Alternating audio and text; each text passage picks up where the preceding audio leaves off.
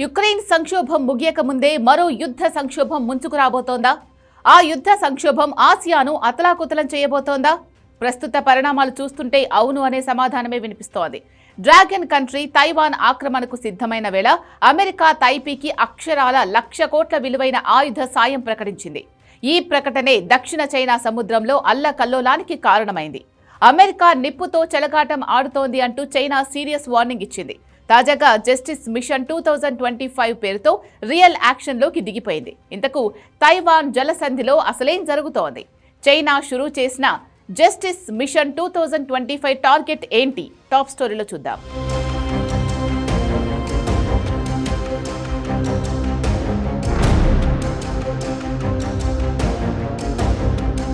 Justice mission 2025 Taiwan ఆక్రమణకు injustice గా dragon country షురూ చేసిన మిషన్ ఇది. చైనా ఈ చర్యే తైవాన్ జలసంధిలో యుద్ధ మేఘాలు కమ్మేలా చేసింది.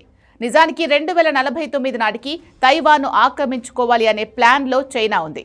కానీ ప్రస్తుతం బీజింగ్ దూకుడు చూస్తుంటే అప్పటి వరకు ఆగేలా కనిపించడం లేదు. ఎనీ టైం తైపీపై దండయాత్ర ఖాయం అనేలా డ్రాగన్ దుందుడుకు చర్యలు కనిపిస్తున్నాయి.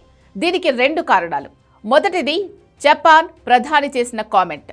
చైనా నుంచి తైపీని రక్షించేందుకు తాము వెనకాడబోము అంటూ జపాన్ ప్రధాని సనాయే తకాయిచి ప్రకటించారు. ఆ ప్రకటన చైనా జపాన్ మధ్య చిచ్చు రేపింది. ఈ వ్యాఖ్యలను బీజింగ్ తీవ్రంగా పరిగణించింది.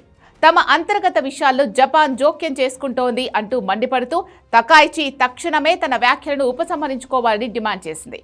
కానీ ఆమె ఆ పని చేయలేదు సరికదా, భారీగా తమ దేశ రక్షణ బడ్జెట్ పెంచుతూ నిర్ణయం తీసుకున్నారు.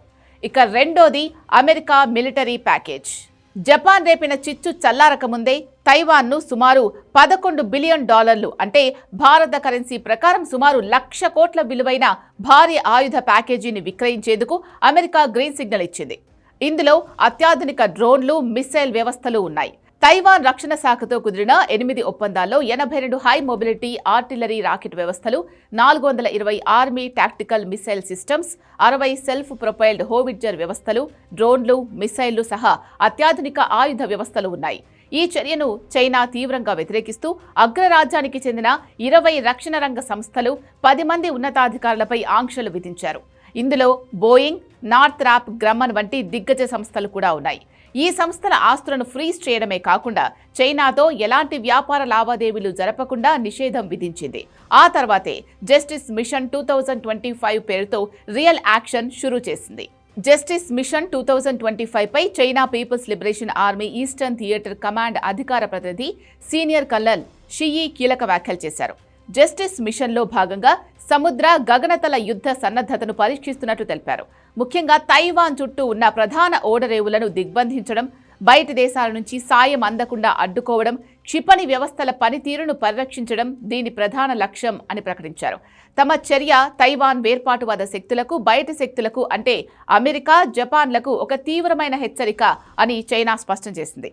దీనర్థం తైపీ విషయంలో వేలు పెడితే జపాన్, అమెరికాతో కూడా యుద్ధం చేయడానికి సిద్ధం అని చెప్పకనే చెప్పారన్నమాట. ప్రస్తుతం తైవాన్ చుట్టూ 5 వ్యూహాత్మక ప్రాంతాల్లో చైనా లైవ్ ఫైర్ విన్యాసాలు నిర్వహిస్తోంది.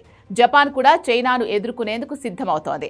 అమెరికా ఫోకస్ దక్షిణ చైనా సముద్రంపైనే ఉంది. ఈ అగ్రరాజ్యాల పోరు ఎటు దారి తీస్తుందో అని ప్రపంచ దేశాలు ఆందోళన చెందుతున్నాయి. మరోవైపు చైనా చర్యలను తైవాన్ తీవ్రంగా ఖండించింది. డ్రాగన్ వి రెచ్చగొట్టే చర్యలుగా అభివర్ణించింది. తమ ప్రజాస్వామ్యాన్ని రక్షించుకోవడానికి తమ దేశ సైన్యం పూర్తిగా సిద్ధంగా ఉందని ప్రకటించింది. చైనా ఫైటర్ జెట్లు తమ గగనతలంలోకి రాకుండా నిరంతరం పర్యవేక్షిస్తోంది. నిజానికి చైనా గతంలో చేసిన విన్యాసాల కంటే జస్టిస్ మిషన్ 2025 డ్రిల్స్ చాలా తీవ్రంగా కనిపిస్తున్నాయి. సాధారణంగా యుద్ధ విన్యాసాలు అని చెప్పి అకస్మాత్తుగా దాడి చేసే అవకాశం ఉంటుందని రక్షణ రంగ నిపుణులు ఆందోళన వ్యక్తం చేస్తున్నారు. చైనా నిజంగా మెరుపు దాడికి దిగితే అడ్డుకోవడం తైవాన్కు అంత తేలిక కూడా కాదు. జపాన్, అమెరికా వంటి దేశాలు తైపీకి మద్దతుగా రంగంలోకి దిగితే పరిస్థితులు మరింత సంక్లిష్టంగా మారే ప్రమాదమూ లేకపోలేదు. సింపుల్ గా చెప్పాలంటే యుక్రెయిన్ రష్యా యుద్ధం ఆ 2 దేశాలకే పరిమితమైంది. కానీ ఈ యుద్ధం 3వ ప్రపంచ యుద్ధంగా మారినా ఆశ్చర్యపోవాల్సిన పనిలేదు. మరి చైనా అంత పని చేస్తుందా? వేచి చూడాల్సిందే.